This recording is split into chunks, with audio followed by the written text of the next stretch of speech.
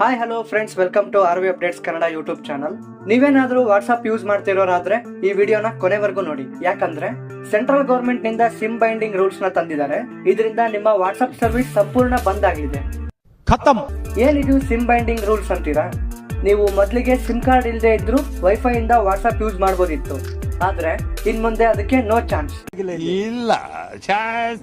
ನೀವೇನಾದ್ರೂ WhatsApp use ಮಾಡ್ಲೇಬೇಕು ಅಂದ್ರೆ ಆ ಸಿಮ್ ನಿಮ್ ಫೋನ್ ನಲ್ಲೇ ಆಕ್ಟಿವ್ ಆಗಿರ್ಬೇಕು.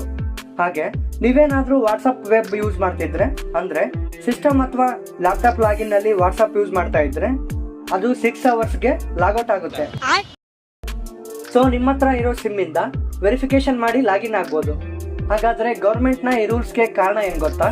ಹೆಚ್ಚಾಗ್ತಿರೋ ಸೈಬರ್ ಕ್ರೈಮ್ ನ ಕಡಿಮೆ ಮಾಡೋಕೆ, ಹಾಗೆ ವಾಟ್ಸ್ಆಪ್ ಮೂಲಕ ನಡೀತಿದ್ದ ಸ್ಕ್ಯಾಮ್ ನ ಸ್ಟಾಪ್ ಮಾಡೋಕೆ ಈ ರೂಲ್ ನ ಜಾರಿ ಮಾಡ್ತಿದಾರಂತೆ. ಸೊ ಇದಾಗಿತ್ತು ಇವತ್ತಿನ ಅಪ್ಡೇಟ್. ಮುಂದಿನ ಅಪ್ಡೇಟ್ಸ್ಗಾಗಿ R V updates Kannada YouTube ಚಾನಲ್ನ ಈಗಲೇ ಸಬ್ಸ್ಕ್ರೈಬ್ ಮಾಡಿ.